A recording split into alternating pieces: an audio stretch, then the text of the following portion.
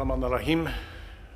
Assalamu alaikum wa rahmatullahi wa barakatuhu, and good morning to everybody here today. I would also say Habari Hasabui, which in my home language in Nairobi.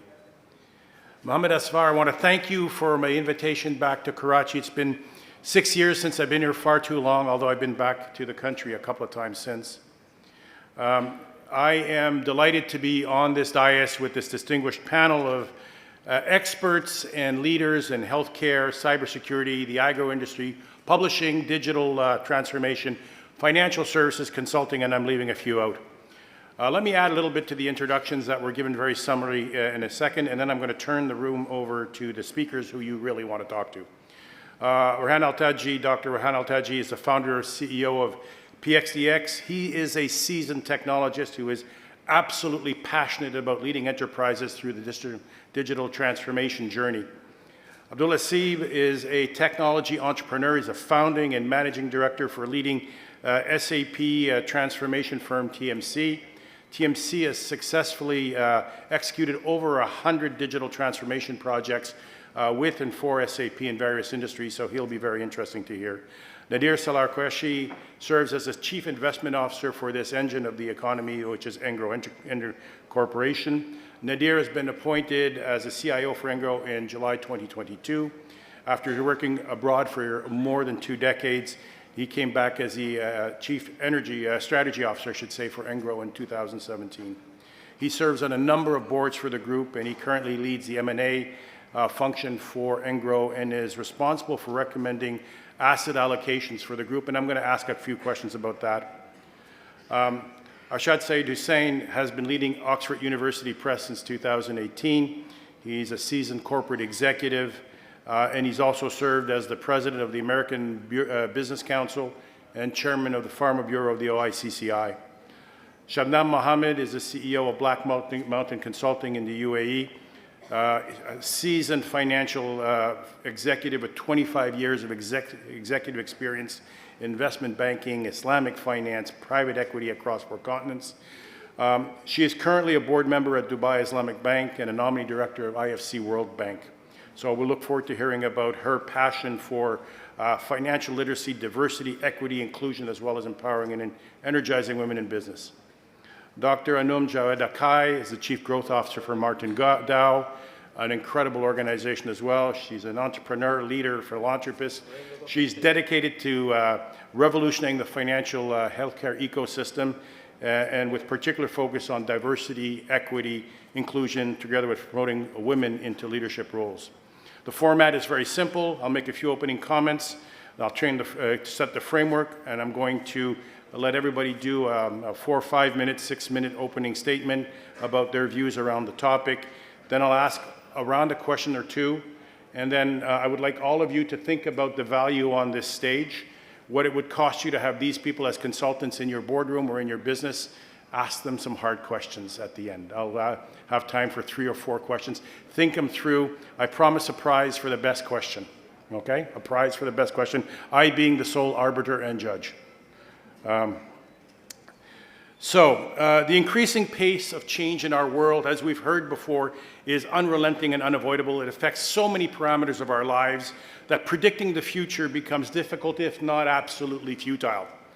As Lasha, the CIO of VN, said yesterday, one of the clear, unalterable changes is our population is becoming much younger. We're becoming a much younger country. And in fact, if you look at some of the countries in Africa where I operate, the mean age in Chad and Niger is 15.7 years, mean age, half the population being younger thereof, and it's getting younger. You know, in the last few years, we've seen a fundamental shift in how the workplace operates when the pandemic forced us to work and learn from home. My then 5-year-old daughter's first grade experience was almost entirely based on Zoom meetings on an iPad in our dining room, yet she took to it like a duck to water. My own experience in managing Pan-African portfolio of companies without setting foot in some of these companies for 9 to 12 months was very challenging. An open Zoom meeting on my desk where my colleagues could pop in was the best I could do to make myself really available. I might add that many of my colleagues were much less well-behaved on conferences than the participants in my daughter's kindergarten class. That's not a trivial fact. Technology, more than ever, drives our expectations, molds the expectations and needs of our clients and our emerging workforce. It's absolutely wrong to believe that Zoom and their competitive technologies are the summit of the evolution in kind of the interaction we're going to have online with people. Already, Web3 metaverse applications, be they desktop or headset-based, are making inroads into the way we do business and interact with each other. You just have to look at the sophistication of gaming, aircraft simulators, robotic intermediate surgery, gaming, and other meta environments to know that we're well beyond the point of inflection and the way we're going to interact with each other has changed. Let me add one more point to this. Echoing in some ways our previous speaker, Paul Papadimitriou, forever now tall Jason Bourne. The last 2 years, AI, which was essentially the purview and a discussion amongst technology and ethics experts, has exploded into our lives through the multiplication of applications and systems that seem to be evolving at an astonishing pace. The popularization of AI and its evolution give rise to a number of more theoretical questions, such as when will artificial intelligence become indistinguishable from human intelligence, or more ominously, is artificial intelligence more akin to alien intelligence that we will never understand or control?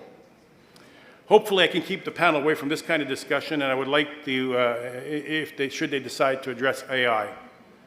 So let me turn it over to the panelists you want to listen to, and I'm going to ask them in turn to kind of give us some opening comments. Dr. Altaji. So I think, yes, opening session, only one thing I would love to address is the burnout. I think that's been addressed in previous, and just my colleague in the previous meeting as well, he said, I think we should also not oversee the burnout, especially happening, because I've been working with healthcare a lot actually, but it is true for other organizations and industries as well, that the mental health and burnout really affects the organizations and the efficiency. And the leaders should address this seriously, and they should come up with, I mean, there's so many ways to address this issue, but as our previous speaker said, that the comfort, when we are out of our comfort zone and we are stressed, we are burnt out actually, and we reach to a limit that we cannot give anymore, right? And as I said, because we are working with a lot of hospitals and we are seeing this thing in healthcare more, but it is true even for the IT industry as well. And I mean, the leaders should address this issue very seriously and should work within their workforce, that they should understand that if there is a lack of efficiency in their team, so they should come up with solutions. I mean, there are very possible solutions for this issue. So the burnout, I will not take along, but burnout should be part of their strategy for their team to bring the efficiency, even for themselves and for their team. So the burnout is the key word I would really would like to pinpoint. Cool. Thank you very much. Abdul? So as a company, we do digital transformations. So we go into organizations and we implement software solutions to bring about the digital transformation, which brings in a lot of change for every organization. So what we see is that the change that we bring in, or the ability of an organization to change, is a very key factor, which is not only affects how they perform in terms of their transformation and their growth as of now, but this will impact the future as well. So as they say, that change is the only constant. So today we are talking about digital transformation. 5 years from now, it might be AI transformations. So, and then again, there will be a cycle of change all across again. So the ability of an organization to change, I think that is the key and determinantal factor from a workplace perspective that need to be incorporated in any organization. So Sure. Shabnam? So it's interesting, actually. I was expecting to have a lot more of technology-focused discussions here from some of the panelists, but it's nice to hear about things like burnout and also just more of the human side of things. I had thought maybe I was going to be one of the few that thinks about that. But essentially, what we saw with the pandemic was that many workplaces had to pivot from their traditional working models. And many of them did that quite successfully, and some of them not so successfully. One of the leading reasons for that was leaders who were able to quickly adapt and to create an environment that was accommodating to certain changes for their workplaces. What we did see was this shift took place where you had all these positive leaders come out on top who were doing well and able to do that well, and they were very successful during the pandemic. And then you had leaders who actually conducted it so poorly that we have had things like the Great Resignation and quiet quitting that's become, a very trending thing globally as a result of that sort of reaction to the pandemic. But now that we've passed that phase and we're looking ahead and looking at the advancement of technologies, we need to now start shifting gear when it comes to organizational structures and the leadership themselves in terms of how they adapt to these changes, how they adapt to the new technologies, how they adjust the culture within the organizations to take advantage of the technological advances, but at the same time, taking account the perspective from an individual and human capital viewpoint. So what's definitely necessary, and I believe a lot of people are talking about it, but what we need to ensure is that companies are not just paying lip service to this concept. Like, we have ESG, we have diversity, equity, and inclusion, and now we're talking about workplace well-being. But what's really necessary is to ensure, again, that this is not just a box-ticking exercise by organizations, that they take it very seriously and they actually integrate these things into their culture to a level where you are seeing it and experiencing it from every level, from the top all the way down to the bottom.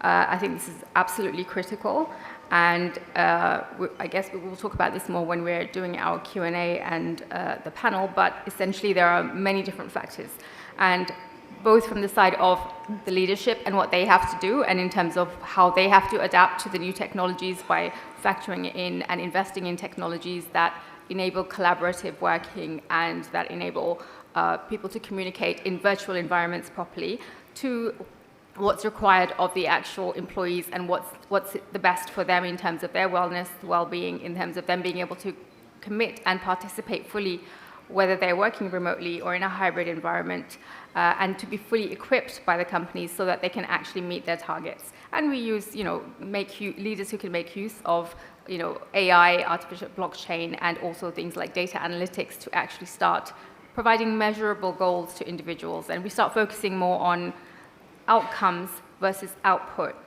so that people can work in flexible environments and still be able to produce and increase their productivity, and at the same time not having to be micromanaged and being in an environment where there's no way that they are accountable for their time or they're accountable for their specific contribution to the company. So there are a lot of challenges here. We're looking at technology, we're looking at people becoming remote, we're looking at how do you keep those people engaged and still productive whilst they are in a remote environment? How do you ensure that leaders are able to address the same type of human issues that you would have in an office environment when they're actually virtual individuals who are in a virtual environment? So yeah, lots of things to talk about, but that's sort of my initial take on it. Thank you so much.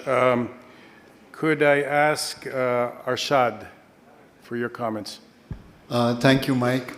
So I will start from where, Mike, you spoke about your daughter and shifting to Zoom classes during pandemic. So we deal in education and content creation for education. So how did the pandemic impact education globally and in Pakistan? And what do I see as the future of digital within education. So to start off with, I think Pakistan was one of the most unprepared countries as far as the pandemic was concerned. So schools were shut, children were unable to attend classes. Schools did not have the infrastructure to reach out to students, and neither did the students have that necessary infrastructure. It took a few months for people to actually develop the necessary infrastructure to be able to conduct online classes, be it through Zoom or Teams or any other means.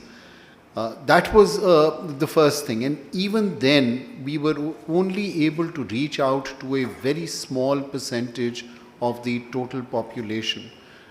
So less than 10 to 15% children were actually able to benefit from online teaching. So the first learning is that as a country we're extremely unprepared for situations like the pandemic in terms of reaching out to children, to students. But secondly, what does digital technology mean for improving access to education, improving the quality of education? I think digital has a lot of potential to be truly transformative. In Pakistan, we have a very large population of out-of-school children. About 26 million children are out of school. This is the highest number of children who are unable to access any kind of education. There are several factors for it, socio-economic being the most significant, but also access to education is a problem. Now, how can digital help? With handheld devices, with the prices becoming cheaper, with access to mobile 4G and in the future 5G will make it a lot easier for people to get digital resources. Now, if we are able to provide children with a device, be it with any smart device, a smartphone, a smart tablet, we can provide them with educational resources that they can access anytime, anywhere. What that means is that a child does not necessarily need to go to a classroom to get to attend classes, but they can access the educational content, they can access videos and lessons at their convenience wherever they are. Although child labor is something that we all are against, but the reality in our country is that a lot of parents are unable to afford to send their children to school, and they also need the children to be supplementing the family income. Even for those children, they can access educational content at the time that they have. So it doesn't necessarily mean that you need to go to school in the morning. You can access it in the afternoon or evening. So those are some of the benefits that I foresee digital technology will provide to education. So it will improve access, it will improve and hopefully help Pakistan get out of this illiteracy trap that the country is caught in. Thank you. Thank you so much.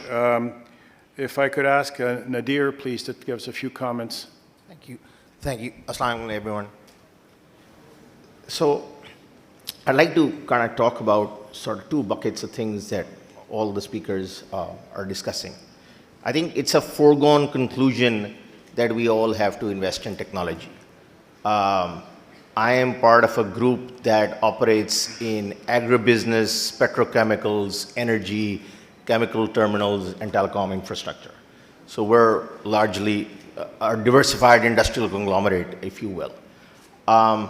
And we invested somewhere in the neighborhood of $20 million starting 4 years back in what SAP called at the time the largest digital transformation in Asia at the time. And previous to that, we had 8 separate instances of SAP running in the group, and we unified that to a single system on their latest iteration, and over 12 modules were implemented all across our group. I, at the time, was leading our flagship fertilizer business, and I'm embarrassed to admit our monthly closing time used to be 12 days. Wow. Post-implementation, we got to 24 hours. I still remember end of year, Jan 1. So we implemented in around March, and we were very fortunate. We got it done just before COVID hit. Jan 1, at the end of that year, at 2 p.m., my CFO called me at home and told me, "Sir, this is our year-end closing number. There is one area of judgment where the auditors might take a different view, but that's our number." And that's exactly where the books closed. The ability to have real-time data and accuracy across an enterprise of our scale and scope is the returns on that are incredible. It allows us to do and operate at a pace that could not be foreseen beforehand. But that's just one aspect of technology. COVID hit, and everyone's talking about it, and our plants got hermetically sealed, and headquarters went to work from home. But guess what? We serve the farmers of this country, and the product that we sell, the primary product is urea. It's an absolutely essential nutrient to be able to feed this country. And so our sales force used to be in the field. And I used to feel tremendously guilty about that. I'm like, I'm at home in my study. Our plants are medically sealed. Nobody goes in and out. But the sales force actually out there. And at the time, COVID was very, our understanding was much less than it is today. And there was literally a sense of guilt that why are their lives not as valuable than ours? And I was like, we've just spent all this money on technology. We've got to come up with a solution for them. So indigenously, we developed an application platform that was mobile enabled, that built off the bionic backbone that SAP had given us. And we were able to build this platform where all our customers could transact with us on our phone. And people in Pakistan won't think of it, but our customers were essentially fertilizer dealers. So in literally Chichon Ki Maliyan, which is a very small community, someone sitting on a charpai can order crores worth of fertilizer and other products from us off their mobile phone. We don't necessarily think of technology adoption in rural Pakistan, but we witnessed this firsthand because the capability was so transformative and worked all the time. And we had to develop an entire financial ecosystem to be able to serve that thing. We had to go talk to banks and get them to do it because previously the largest online orders used to be 20, 30,000 rupees that somebody had ordered clothes from Daraz or someone. And here we were doing scale enterprise orders through mobile-enabled apps. And that happened. And today, we're at a run rate of close to 200 billion in sales that comes through these to us. And a majority of those now close online as well because the financial ecosystem exists there. So fintech solutions had to be developed and we got awarded for that, etc. Pakistan Digital Awards. But that's capability that was built indigenously in Pakistan and adopted across rural Pakistan, not KLI, not Karachi, Lahore, Islamabad, but across rural Pakistan. But then we saw, as many of the speakers have talked about, burnout. And that seems like a very strong term, but we saw people working from home, especially in their earliest careers, in their early careers, are the most impacted. Because, we run largely engineering-centric businesses, and they're apprenticeship businesses. You learn not only by doing, but also by watching how people better than you operate. And when you're at home in front of a 10-inch, 12-inch laptop screen, then monkey don't see, and then monkey can't do. And that's essentially in your earliest years of your careers, your 0 to 5 years of your biggest learning, I would think, at least in my experience, was coming from my interaction with colleagues and my interaction with the larger organization. And our young people were the ones most impaired from that. And so we've had this huge focus on wellness. We've got gym on site, etc. But we worked with a startup that allows counseling services online that's completely confidential from the company, so people can get work on their physical health, they can work on their mental health. We have a nutritionist who helps people design programs, and employee well-being has become very central. But one of the things that we realized is, especially for the younger people, collaboration is super important. And in a year where Engro as a group has had, let's call it, close to 5 billion in additional taxes imposed on us in the super tax environment that I'm sure many others here feel, we still went ahead and invested in redoing our entire office layout. So all our offices are being redone to create for much more collaborative spaces where young people can then congregate, work together. And it's a completely different layout for us. We were a very industrial pyramid company. There used to be very strict rules that depending where you were in the hierarchy, how many square foot you were allowed in your desk space, in your office space, then improved with that. All of that is largely gone. It's going to be a much, much more open office environment, lots more collaborative spaces. Again, because we want to encourage and engender the best talent in Pakistan.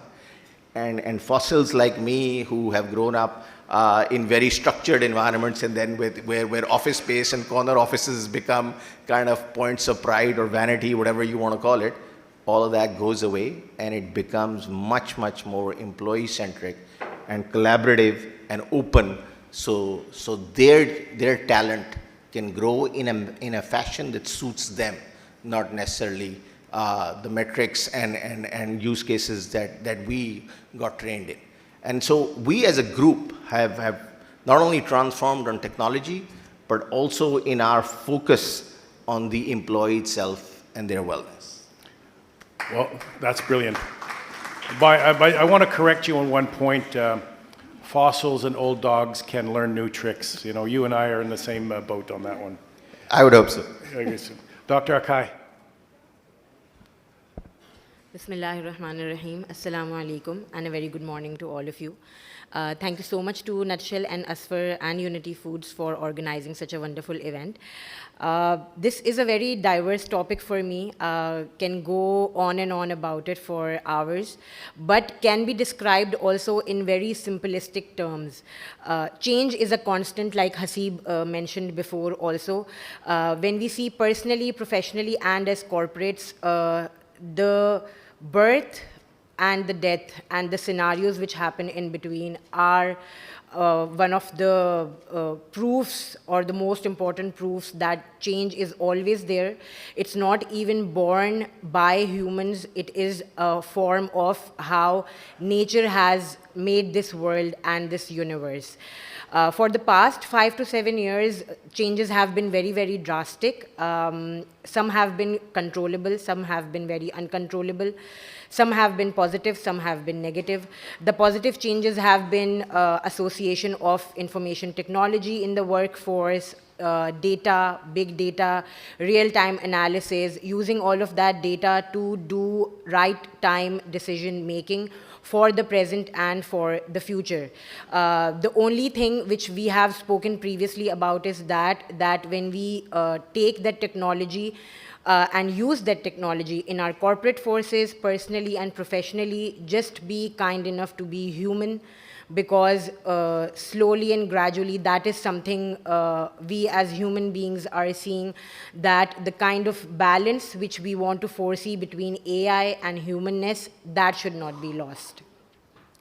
Then there have been some very uncontrollable changes also, starting to talk from COVID, a healthcare disruption, calamities happening all over the world. If we talk about locally, calamities like floods happening in the past 1 or 2 years, geopolitical situations, economic situations, wars happening, disrupting supply chains, all of that has affected workforce in a tremendous manner and the way we work.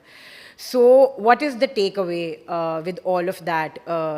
If the changes which we cannot control, we have to be adaptive about them, personally and professionally both, with our peers, with our colleagues as decision makers, and the changes which can be controlled, we have to be proactive about them. So we are the ones who produce those changes in the world.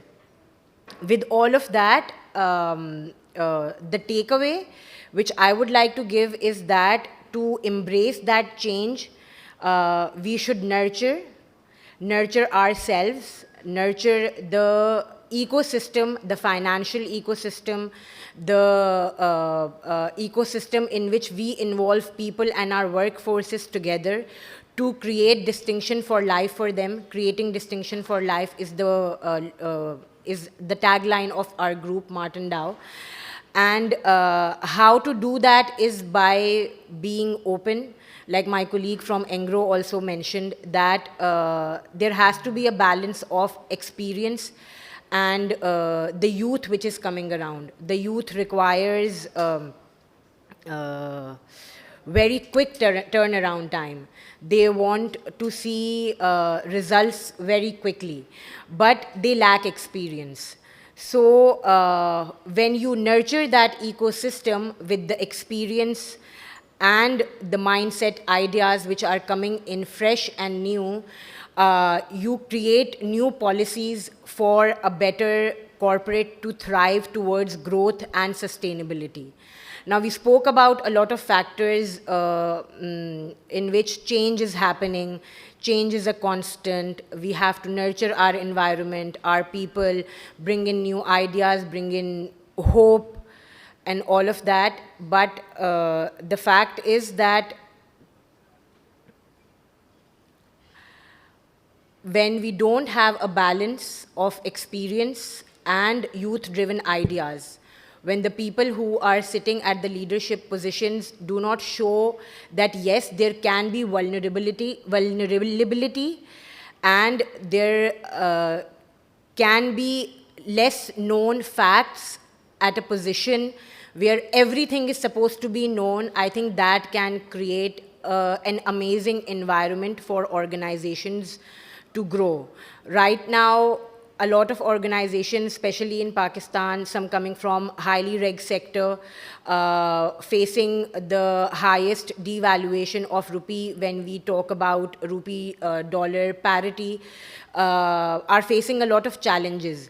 So the focus between growth and sustainability, joining them both hand in hand and taking an organization forward towards a sustainable yet growth-driven roles and staying relevant is very important.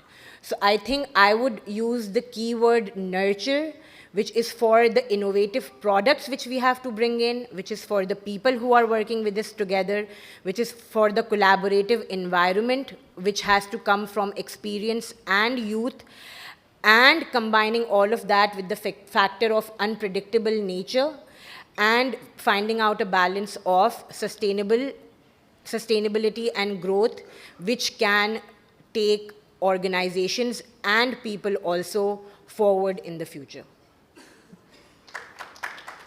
Thank you very much for that wisdom. And on a personal note, let me say thank you to your company for coming to Kenya, since you just expanded there You're this year, and welcome. we're very happy to see a Pakistani company come to Africa like so many are doing.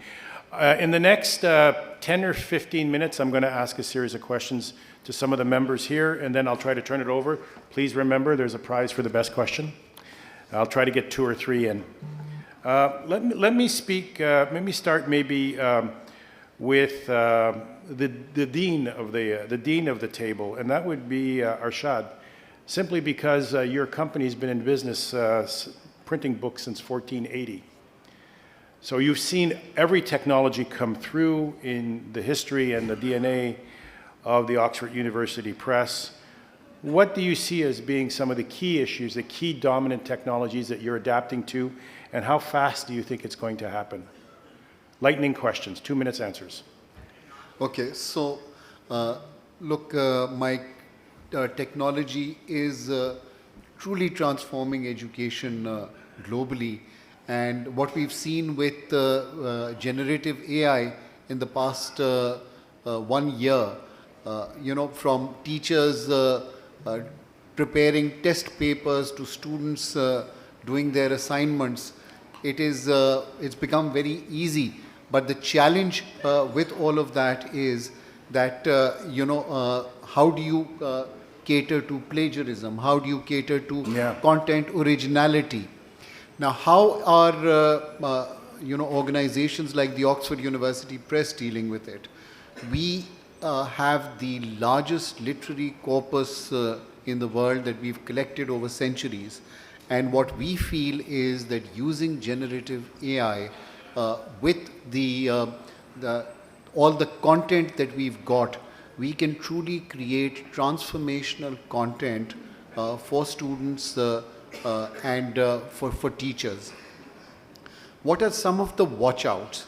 The watch-outs are that whilst artificial intelligence and all these softwares will facilitate students, we need to be cautious and there needs to be some level of regulation and control over what is the content that goes into it, because you stand the risk of garbage in, garbage out. Yeah. So with the current generative AI is using whatever's out there in the internet.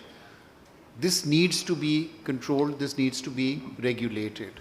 So those are some of my initial thoughts on it. Thank you so very much. Shabnan, as an executive and governance leader in the financial sector, and given the context that the sector is moving aggressively towards self-service, digital operations, tokenizations, central bank digital currencies, fully digital branches, branchless operations in some operations, how has this impacted how your organization is led and the people that you hire? How do you govern? A lot of questions in here. So in 2 minutes, how do you believe that you can prepare your teams for an environment where traditional jobs are disappearing? Thanks, Mark. So, digital transformation has certainly had a profound effect on financial services. There's absolutely no doubt about that. From the way that we do business, from, as you were saying, branchless banking, and the way that the people you are hiring, the type of skill sets that you require. Also, from a leadership perspective, of course, you have to be able to adapt and understand the current technologies so that you can strategize and incorporate the technologies and their capabilities into your strategy going forward. From an organization perspective, of course, and being a regulated entity in the all regulated entities in the financial services essentially are subject to, of course, increased scrutiny in many ways, but also they have to be very careful when it comes to things like cybersecurity. So that becomes a huge focus for financial institutions, ensuring, obviously it applies to every kind of corporate, but from a financial services perspective, we're talking about data that's associated with people's money and their personal financial details. So it's a highly sensitive area, an area that requires a lot of focus. And as institutions, of course, we have now departments and people heading up certain, you've got your digital space, your cybersecurity, all sorts of analytics and reporting around that. That has become an essential part of your day-to-day business. In terms of how we are adapting the workforce, essentially the idea is to keep reskilling and upskilling your workforce. And that should really be done on an ongoing basis, frankly, given we're in a constant, continuously evolving environment when it comes to the business for decades now, ultimately. But the more technology we have, the more the working practices are changing, and people's attitudes are generally changing towards work as well. So we have to ensure that if we want to utilize all the talent out there, we need to coordinate also with some of the educational institutions, because we need to make sure that the talent that's coming out of those educational institutions is equipped to actually enter the workforce. And especially with financial services, there is a huge gap. There is a huge gap educationally and skills gap when it comes to, again, we're talking the 0 to 5 years is when they learn the most. And in financial services particularly, we have an identified gap, and therefore we need to partner with and discuss and collaborate with the educational institutions to ensure that they are actually educating those individuals in a way that actually makes them fit well into into the workforce once they enter. But also within the workforce, we should be providing learning opportunities to all of our workforce to have multiple different skill sets, to be able to have cross-functional abilities, to have collaborative sort of hubs of sorts, so that people can experience and maybe even rotate from different functions across the organization. And then most importantly, it's a case of when a particular role is about to become redundant, let's say a particular area within the workforce is no longer going to be used, we can, rather than going and assuming that we're going to get rid of that workforce and then hire new people, you reskill those employees, you assess their capabilities, and then you redirect them to an area where they could still add value. So these are the key aspects in my view. Brilliant. Thank you so very much.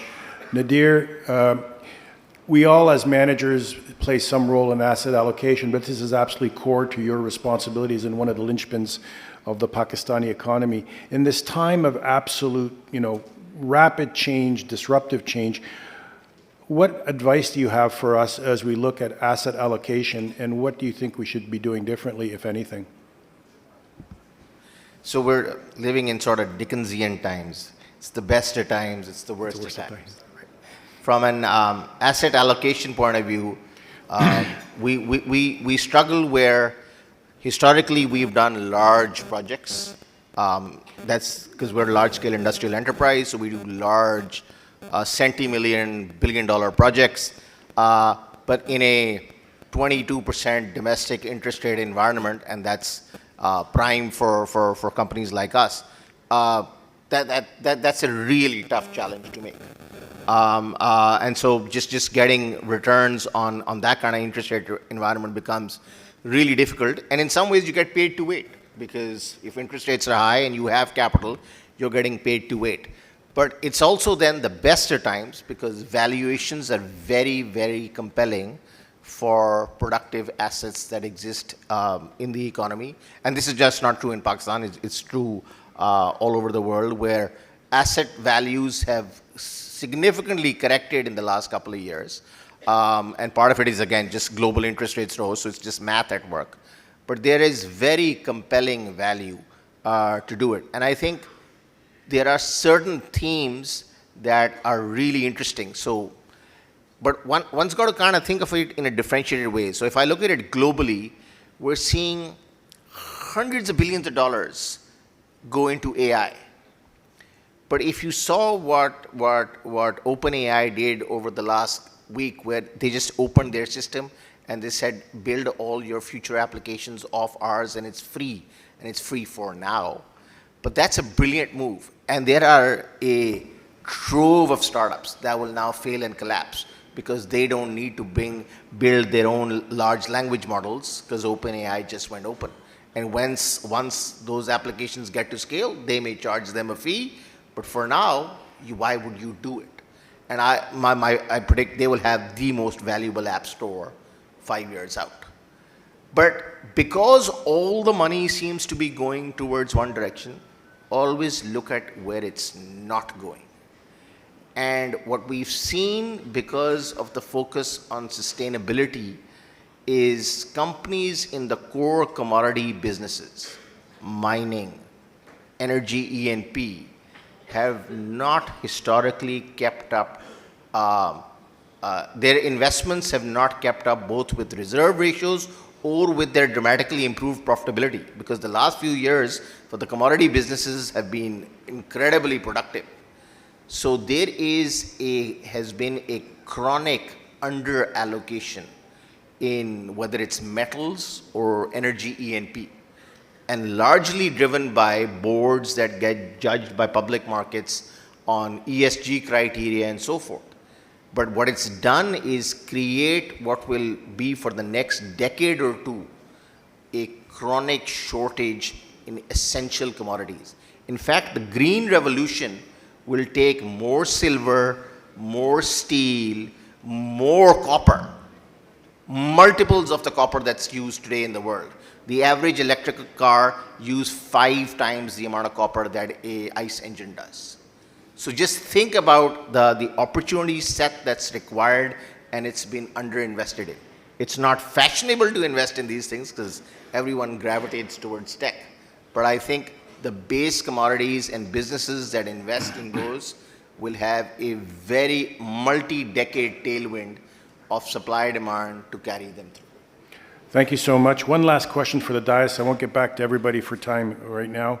Dr. Altaji, as you lead companies through transformation exercises, in fact, as your whole nation goes through what is the most public projet de société, societal project of change, how aware are leadership teams of the massive technological and social changes around them? Are they really open to change and the pain that that might bring? And what are your strategies for addressing the specific challenges relative to change when the environment is changing faster than companies can react? Exactly. So this is a very important question. Yep. So we all do understand that the rapid change of the landscape of this technology and the social and the new Gen Z, in workplace. And we do see when we speak with the leadership and the C-suites and the family businesses usually we deal with. So there is some kind of a reservation and associated with the challenges with this when we talk about the technology. A very important thing is the agile mindset, right? It's another key point that should be part of any organization, and I have seen my colleagues talking about it, that the leaders should have this agile mindset and agility, and there should be a collaborative leadership approach to the organization. And this is the value where we are creating in our strategies that the technology, for sure, we cannot now oversee or the technology. We have to use it by the end of the day, and everyone is willing to incorporate these technologies. But it's the adaptability. It is about the the continuous learning thing that the leadership should be incorporating. To address this rapid transformation happening in the society. So the agile mindset is the thing actually that we should be, and from our point of view as well, we always enforce that in the leadership and the collaborative approach when it comes to the team and navigating the team through this time.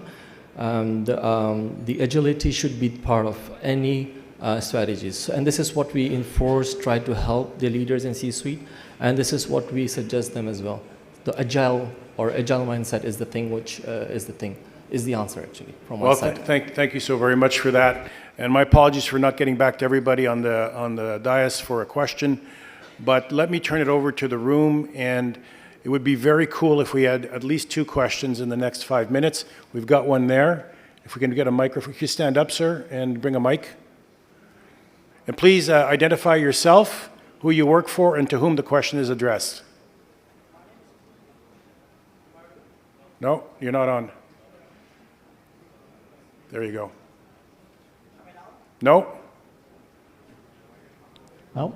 Now you're on. Okay, great. My name is Imran and I work for GSK. My question is to 2 doctors, Dr. Anam and Dr. Rehan.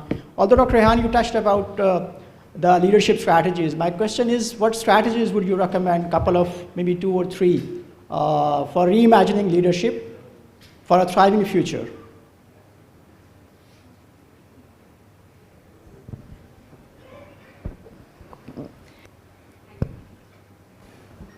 Thank you so much for your question.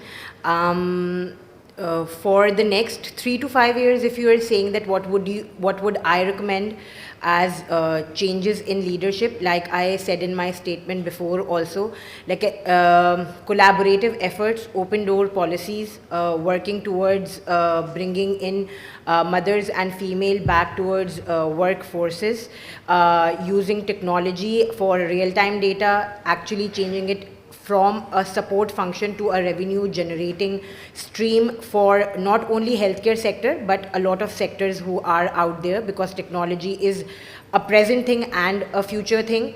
So yeah. Thank you. Any other comments? Anybody else? Okay, next question, please. Yeah, Assalamu alaikum, everyone. Good afternoon, I guess. Yeah, it's about good morning, still good morning. So, my name is Asif Jafri. I'm founder and CEO of Kistpay, a platform that is collaborating with Google to bring next billion users online. As we speak, there are about 2.6 billion globally. They're not online because they cannot afford the device. So, we are working on that platform. So, my question is, I'm from a fintech and technology space. So, in pandemic, we went back to homes. We started working from home, and post-pandemic, we started coming back. And I know that in Silicon Valley, all big tech companies like Google, Facebook, Tesla, and Airbnbs, they're finding it hard to bring people back to the workspace.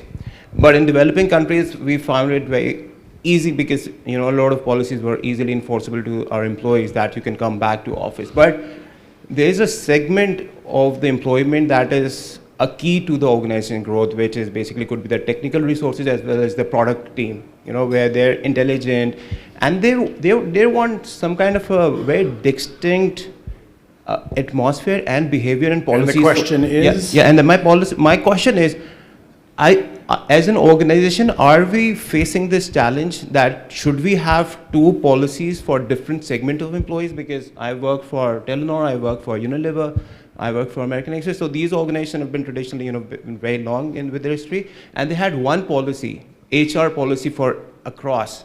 But are we post-pandemic? Are we seeing that there would be a different segment, different HR policies for different segments?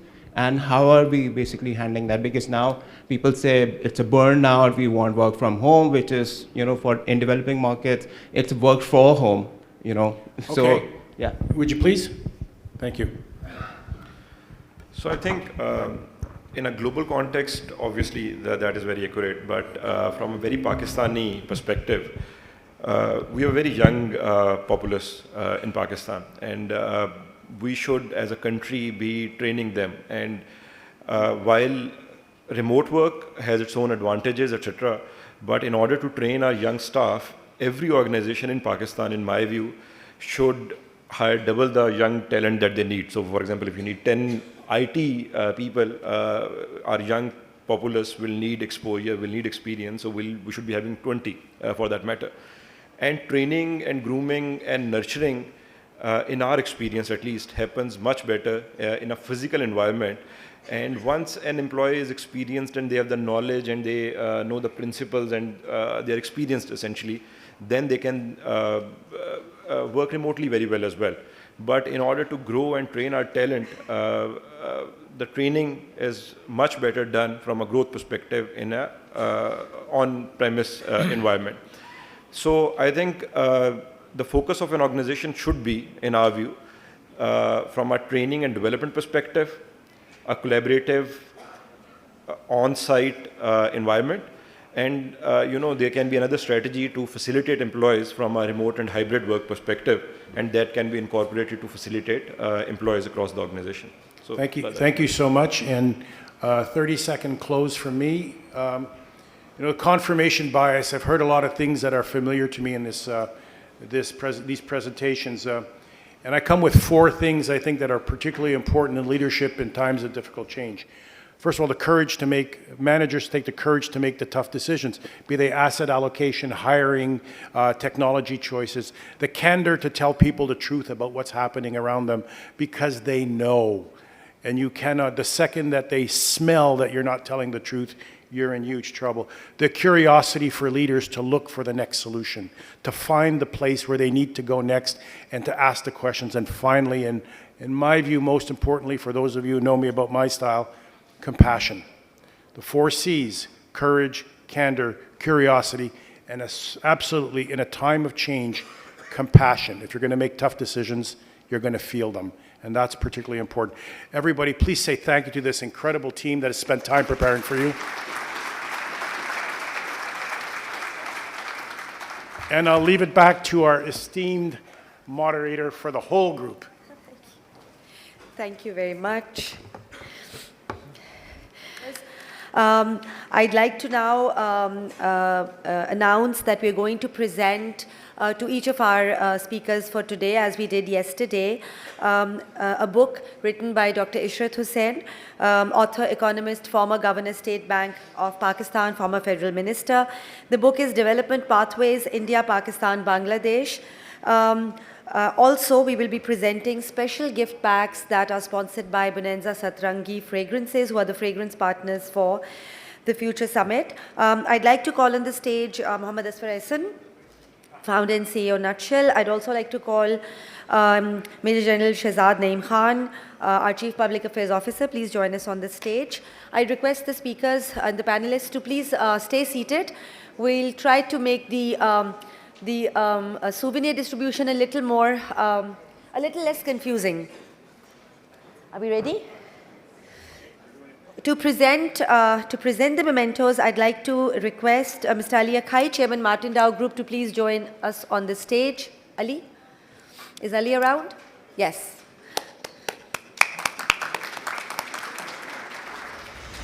Okay, so our first panelist, Dr. Rehan Altaji, request to please receive your souvenir. Thank you very much. Let's keep the claps coming. You're a great audience. Thank you so much. All right, thank you. Mr. Abdul Hasib, Managing Director, TMC, please receive your souvenirs.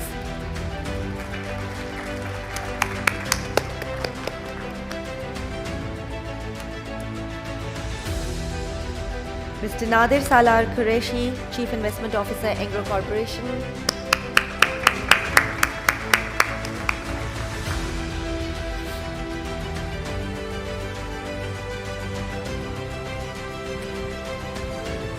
Shabnam Mohammed, Chief Executive Officer, Black Mountain Consulting.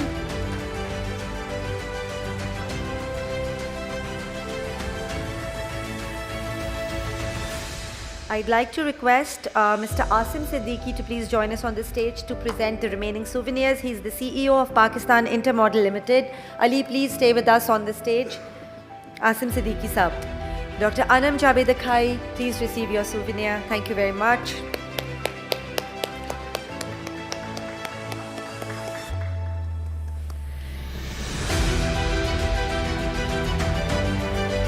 MD Oxford University Press, Arshad Said Hussain sir.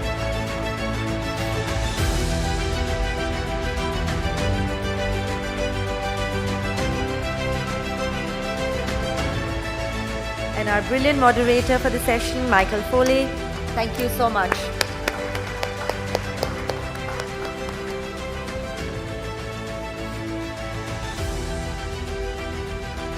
I'd like to request all the panelists to please come forward for the group photograph.